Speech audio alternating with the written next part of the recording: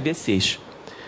E na rede de agregação, que é aquela rede que você junta todo mundo, né, que o Luiz deve ter falado, MPLS, a gente usa aquela RFC ali, ó, 4448, perdão, que é, você coloca um label MPLS na frente do quadro Ethernet.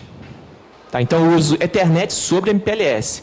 Eu tenho o IP sobre MPLS e tenho o Ethernet sobre MPLS. Tá? Então, a gente utiliza esse encapsulamento que era chamado de Draft Martini, né? Depois ele foi padronizado, né? E o que eu posso fazer? Eu coloco dentro desse túnel, eu coloco a minha SVLAN, que vem lá da minha rede de nível 2. Bom, isso aí também já deve ter sido falado para vocês, né, os atributos da rede QR Ethernet, né, o N deve ter falado, né, os serviços padronizados. Por que isso? Serviços padronizados no QR Ethernet? Porque não tem, eu posso implementar qualquer coisa que eu imaginar na minha cabeça. Não tem uma organização como eu tinha, não tem uma hierarquia como eu tinha no SDH na rede TDM. Então, o Meta Ethernet Forum ele veio, de certa forma, meio que organizar no Ethernet essa questão dos serviços e para que ocorra a interoperabilidade, esse exemplo que eu falei para vocês de operadoras a nível mundial, por exemplo. Escalabilidade. O Ethernet ele tem aprendizado de MAC. Quem já trabalhou com switch tem problema grave aí de aprendizado, né? Então, eu preciso ter escalabilidade. Quer dizer, aquele switch que a gente conhece do ambiente local, ele não é o switch que é Ethernet. Então, isso tem que ficar na nossa cabeça. O que é Ethernet é um outro switch, é um outro equipamento, é uma outra tecnologia. Então, isso é um ponto importante. Confiabilidade. Também, quer dizer, o Ethernet tradicional, a gente conhece mecanismos, por exemplo, para evitar loops, que é o spanning tree. Aqui no QR Ethernet, a gente vai usar outras tecnologias, por exemplo, para redundância, como o EAPS, como o G8032, que o Felipe comentou, que são mecanismos de redundância para anel, por exemplo, para você formar um anel. A Embratel tem o G8032 e tem o EAPS também, tá? Que é o Ethernet Automatic Protection Switching, que é a proteção automática Ethernet. Tem uma RFC também, uma norma para esse padrão aí. Gerenciar serviço é você conseguir ter o que você tinha no SDH no Ethernet. Aí quem provê isso é o AM, o Operação, Administração e Manutenção. Aí existem várias formas de você atuar nessa operação de administração, seja ela por gerenciamento de falha, seja por performance. Então, o MEF também define, né, padrões para você medir performance daquele circuito Ethernet, como a gente tinha lá no SDH. O SDH eu media a taxa de erro de bit. Aqui eu vou medir, por exemplo, perda de frame, frame delay variation. Eu vou ter várias medidas que vão me dizer o seguinte: olha, esse EVC está operando corretamente, esse tráfego passando por esse EVC está legal. E qualidade de serviço, né? Porque essa rede ela eminentemente é uma rede de comutação de frames, né? Quer dizer, uma rede de comutação de pacotes. Portanto, eu preciso ter um mecanismo para garantir a qualidade que eu quero dar para o meu tráfego. Tá? Então, se for voz, né, se for apresentado também, eu vou colocar numa determinada classe de serviço. A Embratel hoje ela tem 4 classes de serviço na rede dela. Ela tem uma classe alta para voz, uma classe um pouco abaixo para vídeo, depois para dados e uma última classe para melhor esforço. Quer dizer, seria o tráfego, por exemplo, da internet, e essa de dados entraria missão crítica, entraria tráfego, por exemplo, de uma aplicação do banco de dados e por aí vai, de uma empresa. Esses aí são os serviços que vocês já deve ter sido provavelmente abordado aí com vocês, né? O interessante aqui é que se trata tudo em camada 2, pessoal, tudo em Ethernet. A gente não está falando em roteamento IP. Nós não estamos subindo na camada 3 do modelo OSI. Vamos até utilizar essa camada no plano de controle para endereçar esses frames, mas não que eles sejam utilizados para o encaminhamento da informação. A camada 3, na verdade, vai ficar nas pontas. Tá? Vai ficar nas pontas da camada 3. O último serviço aí, não sei se foi abordado, que é o e-Access. É aquele serviço que eu falei, que você faz um retail, né? uma venda de serviços QR Ethernet através de uma outra operadora. E aquela ENN é uma grande questão hoje. É um grande desafio, né? As operadoras criarem padrões para se interconectarem. Bom, quais são as tecnologias? Muita gente acha, acho que já foi desmistificado aqui, que QR Ethernet é uma tecnologia ligada à Metro Ethernet, né? Que é aquele switch que eu ligo em anel. Né? Então, a gente tem muito essa ideia, mas não. QR Ethernet é todo esse ecossistema aí, ó. Ele é o Ethernet com fibra direta, é o próprio SDH. O SDH tem um Sonnet SDH-NG, que permite com que eu pegue o Ethernet e mapeie isso através de VCAT, não sei se vocês já ouviram falar, que é a concatenação virtual. Eu pego vários containerzinhos do SDH, junto esses containers e coloco o tráfego ali em cima. Faço uma adaptação também, tem um protocolo chamado GFP. A gente da Embratel também chegou a fazer teste com Packet over Sonnet e agrego nesse VCAT, nesse Virtual Container. Eu crio um circuito lógico dentro do meu SDH para o Ethernet, para ter esse ganho estatístico. Eu posso usar DSL também, eu posso fazer o bonded DSL, quer dizer, então existem várias técnicas aí, o IMAX, né, que saiu meio fora de uso agora com LTE, mas rádio pacote também, rádio micro-ondas, rádio com interface Ethernet, GPON. Então, tem várias tecnologias aí que nós utilizamos. Então, se a gente for pegar do MEF as tecnologias que a gente tem de transporte, a gente divide em tecnologias dois tipos, transporte e acesso. A de transporte é você transportar de uma determinada ponta da operadora até a outra ponta. Então, são essas tecnologias que são usadas aí. O transporte nativo Ethernet, o que é o nativo Ethernet? É usar Ethernet mesmo, switching. Aí esse switching pode ser o LAN bridging, tá? Que ele não é muito escalável, né? Porque eu tenho aprendizado de máquina, eu tenho um monte de problema aí de escalabilidade. Spanning Tree, né? Que é como tinha um colega lá, o Marcílio, falava que era coisa do demo, Spanning Tree, que era muito complicado. E, bom, enfim, tem o VLAN Bridging, que é você utilizar o mecanismo de VLAN. Tem o Provider Bridging, que é você usar dois tags, um tag para a operadora, Service Provider Tag, e um tag para o usuário, Client Tag, que é o Customer Tag, né, que é a tag do usuário. Né? Nós usamos esse Provider Bridging. E o Provider Backbone Bridging, é o PBB. Esse padrão, pessoal, ele existe. Tá? E algumas operadoras adotaram, nós não adotamos. Tá? Mas ele, na verdade, ele escala melhor ainda. Eu boto vários tags de VLAN nele. Quer dizer, eu escondo os MACs do meu cliente, escondo os MACs da Service Provider e coloco um MAC chamado BSID, quer dizer, o backbone, uma VLAN de backbone. Tá? Então, eu consigo esconder esses endereços MAC sucessivamente. Outra tecnologia que é usada, que o Luiz deve ter falado para vocês, é o MPLS. A outra é o próprio SDH. A Embratel tem bastante rede SDH, inclusive com a internet sobre SDH. E a OTN. A OTN é a evolução da rede SDH.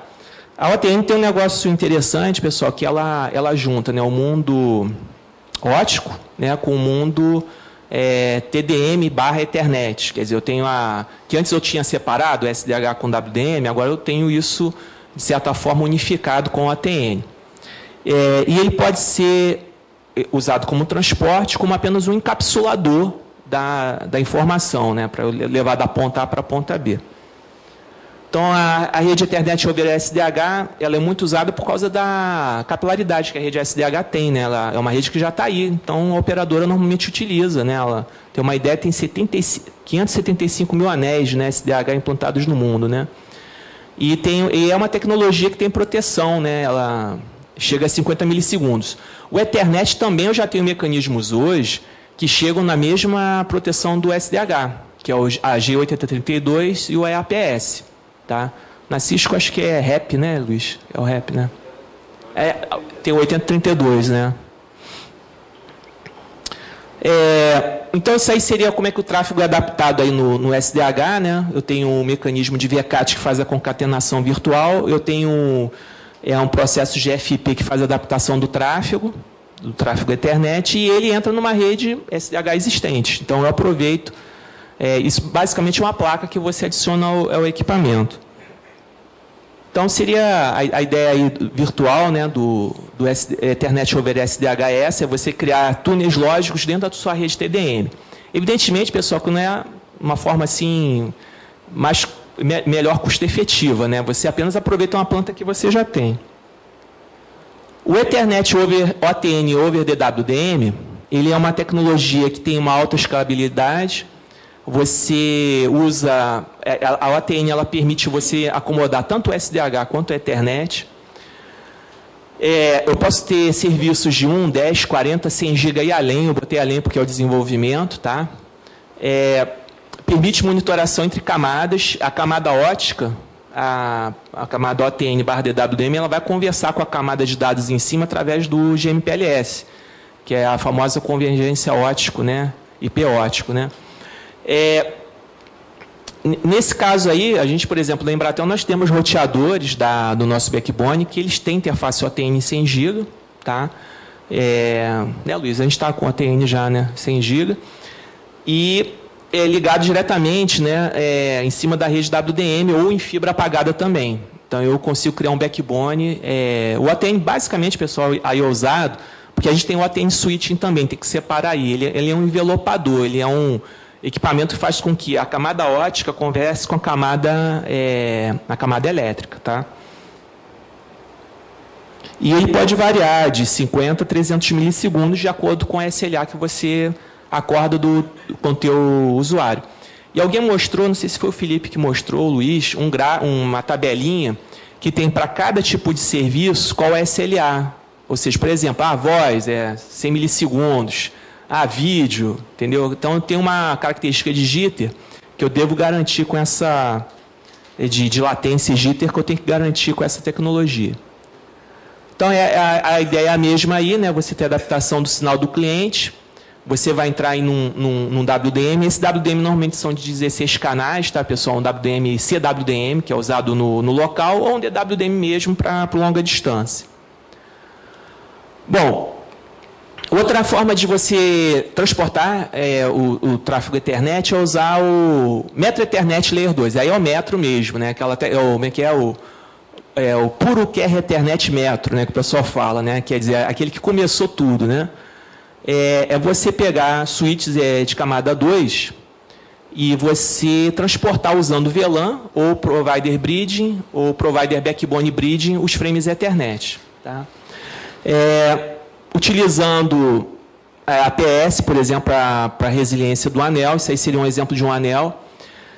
Não tem roteamento em nível 3, é importante dizer isso. Agora, essa topologia é uma topologia que também ela não escala muito, porque também eu tenho aprendizado de MAC address. Tá? Bom, essa aí é a Metro Ethernet Layer 3, é a Metro Ethernet que a Embratel tem na rede de agregação dela. Então, tem roteamento em toda a MAN, quer dizer, eu tenho IP na rede MAN como um todo, eu tenho L2 e L3 convivem normalmente, eu posso criar uma malha, um anel, eu tenho aí um porém que é a questão de engenharia de tráfego, que é uma coisa complicada, mas a gente acha que o SDN vai resolver, né? Não sabemos, né? E a gente tem os serviços do L2, do Metro L2, são implementados também nesse anel de camada 3. E tem um modelo, pessoal, que é um modelo que a gente adota, né? Que é o modelo misto, que é você ter a camada 2 e 3, né? Funcionalidades 2 e 3 podem rodar fora da borda, quer dizer, tem um anéis ali que estão rodando em nível 2 e tem um core de rede MPLS. Tá? Então, o modelo que eu vou mostrar para vocês, que a gente está usando para o nosso LAN-to-LAN, para o EPL, é esse modelo aí. Então, são as RFCs que nós usamos, a gente faz o Transparent LAN Service, através de MPLS, RFC 4906, anti-draft Martini, né? E RFC 4448, que é N-Encapsulation over MPLS, uma coisa assim. E esse é o modelo que nós adotamos. E também ele provê serviços IPVPN, tá? Bom, tipos de VPN MPLS. Quais são as VPNs que nós temos, né? A MPLS Layer 3, que é a IPVPN, é um serviço que hoje a Embratel vende como RUD MPLS. E os novos serviços são as MPLS Layer 2 VPNs, né? A VPWS, que o Luiz deve ter comentado, né? Virtual Private Wireless Service, que é o ELAN, e o Virtual Private LAN Service, é o ELAN. A gente certificou no MEF apenas o ELAN no momento. Tá? Então, o marketing da empresa está estudando como é que vai ser feito depois conduzido o lançamento do ELAN. Então, funciona desse jeito, né, pessoal? Tem as Ethernet nas pontas aí, quer dizer, eu tenho camada 2 na ponta e no meu núcleo de rede eu tenho a rede MPLS. Mas o que acontece? Eu, na verdade, uso a rede MPLS, eu faço encapsulamento de Ethernet over MPLS para encaminhar o pacote. Agora, eu uso todo o plano de controle MPLS para rotear esse frame. Tá? Me corrige, tá, Luiz? Se eu falar alguma besteira aqui, não corrige ele. Tá? Então, esse aqui é o Ethernet sobre MPLS VPWS. Ali é o encapsulamento, né, usar o tunnel label, né, a gente usa mais de um label, a gente usa, são 3 labels, se não me engano, para fazer esses encapsulamentos, né, porque tem os protocolos também de roteamento que vão rodar, né, para o plano de controle, para interconectar essas nuvens metro. E o VPLS. O VPLS não é um serviço que a Embratel hoje oferece, mas ela até usa para alguns serviços internos. Tá? Então, a gente tem isso configurado, mas para serviços internos de gerência. Bom, tecnologias de acesso. Então, isso tudo que eu falei foi tecnologia de transmissão e transporte. Quer dizer, eu tenho a ponta A aqui numa cidade, ponta B em outra. E eu tenho tecnologias de acesso que é a Ethernet. São as tecnologias que estão na última milha, né? São inúmeras. Eu posso usar a Ethernet sobre fibra, que foi o que o Felipe mencionou, eu uso de Active Ethernet. O Ethernet sobre DWDM é outro tipo de tecnologia. Ethernet sobre HFC. Ethernet sobre cobre, par de cobre, e Ethernet sobre PON. Tá? E Ethernet sobre rádio micro-ondas, também, o rádio Ethernet. Então, a Embratel ela investe em todas essas tecnologias que estão em vermelho. Por que não investe em cobre? A planta de cobre ela tem uma questão de banda, né, pessoal? Então, para o futuro aí dessa demanda crescente, não dá para atender. Embora seja uma tecnologia que a gente seja utilizada até dentro de prédio, né, predial. O Patucho está fazendo não. Está lá, não. Pois é. Então, Então, a internet sobre fibra apagada, a gente está utilizando, foi inclusive homologada lá no MEF, né, usando o EDD, né, Internet Demarcation Device. Ela entra numa rede de agregação. Essa rede de agregação é uma rede MPLS. Tá? Vou passar aqui rapidamente, porque eram 80 slides, sabe?